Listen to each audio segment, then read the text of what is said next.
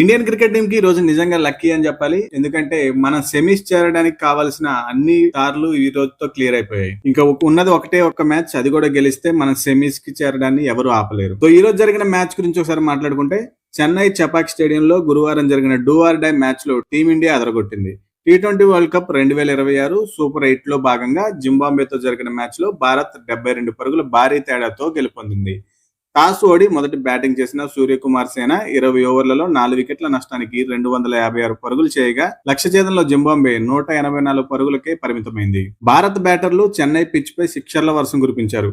ముఖ్యంగా టోర్నీ ఆరంభం నుండి వరుస డెకౌట్లతో నిరాశపరిచిన యువ ఓపెనర్ అభిషేక్ శర్మ 30 బంతుల్లోనే 55 పరుగులు సాధించి తిరిగి ఫామ్ లోకి రావడం టీమిండియాకు అతిపెద్ద ప్లస్ పాయింట్ అని చెప్పాలి. సంజు శాంసన్ తో కలిసి ఇన్నింగ్స్ ఆరంభించిన అభిషేక్ పవర్ ప్లేలో బౌండరీలతో చెలరేగి భారత్ కు మెరుగైన పునాది వేశాడు. ఆ తర్వాత అసలు విధ్వంసం డెత్ ఓవర్ లో మొదలైంది. స్టార్ ఆల్రౌండర్ హార్దిక్ పాండ్యా 23 బంతుల్లోనే 50 పరుగులు నాటౌట్ గా నిలిచాడు. అతనికి తోడుగా హైదరాబాద్ కుర్రాడు తిలక్ వర్మ కేవలం 16 బంతుల్లో 46 పరుగులు చేశాడు.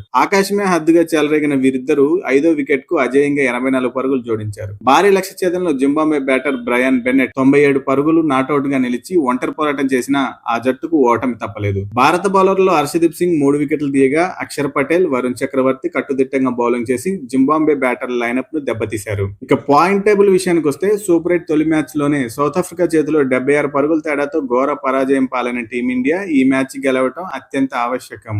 ఈ విజయంతో భారత్ నెట్ రన్ రేట్ మెరుగుపడటమే కాకుండా టోర్నీలో నిలబడగలిగింది.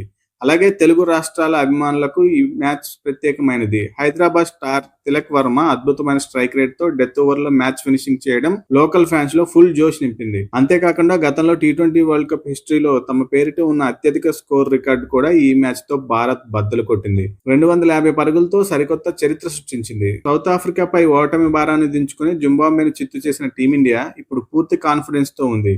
తదుపరి మ్యాచ్ లో గ్రూప్ రన్నర్ అప్ కోసం వెస్టిండీస్ తో తలపడనుంది.